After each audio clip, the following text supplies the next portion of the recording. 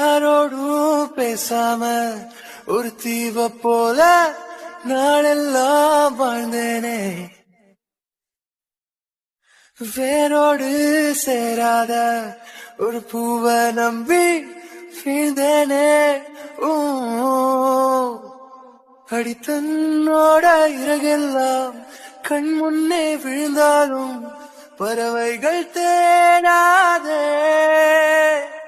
அடியானாலும் இறகுக்கு பறவையின் ஞாபகம் எப்போதும் போகாதே.